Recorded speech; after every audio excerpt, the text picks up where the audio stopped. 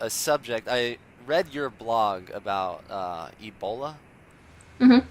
and my brother just got back from Kenya actually, and so Africa has been a little bit more on the radar than usual.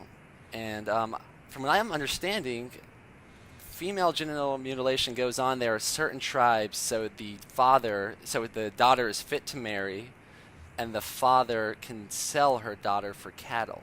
Hmm. And I, hearing that is just like, whoa, what planet is that, or what sci-fi, like dark sci-fi thriller is that? Not even a thriller, just like a horror movie. But I get apparently it's actually going on, Oh yeah. and I think you kind of tied that level of consciousness. You can correct me if I'm wrong once again, but into maybe why Africa experiences some of the things it does, such as Yeah. Ebola. Was that kind of what you were saying? Yes. Do you want to kind of elaborate on that a little bit?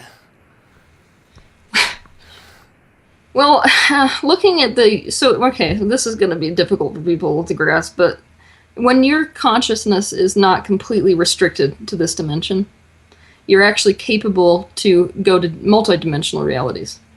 So if we're going to look at this through a religious context instead of through a non-religious context, a lot of your prophets or whatever had the capacity to look at multiple timelines for the universe. That's how they're able to see what's going to happen in the future. In order to do that, all you're doing is raising your consciousness to a higher dimensional plane where all timelines coexist. So it's no more difficult to see what's going to happen tomorrow than it is for me to look at the floor right there, even though to an ant, the floor might be a different dimensional reality than the bed that I'm sitting on. So I'm actually able to get my frequency out. And what you find when you take an overview of the vibrational content of our world is that there are these pockets of like super dark energy. And the only reason that it comes across as dark is that the frequency is vibrating so low that when the particles bounce off of they get absorbed instead of reflected. That's why it would appear light versus dark.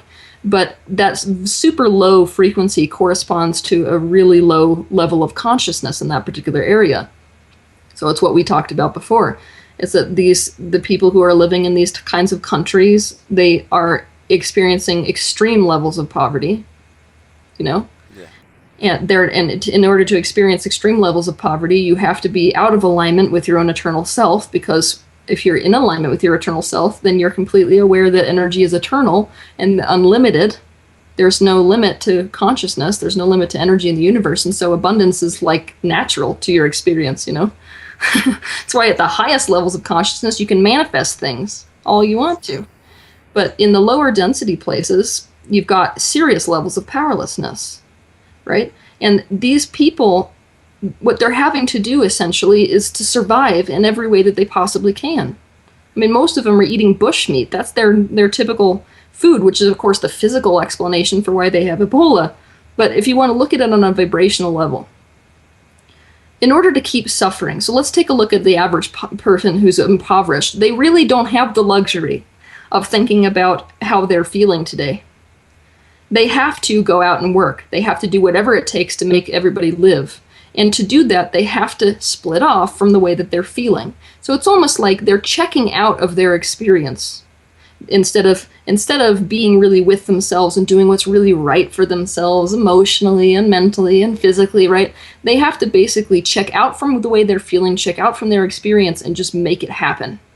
Doesn't matter whether it's digging through the trash can or whatever. But we got to understand about viruses that they check in when we check out. So we're vacating the building in order to survive, and they're saying, ooh, yay, this is an untended cell. Let's get in there.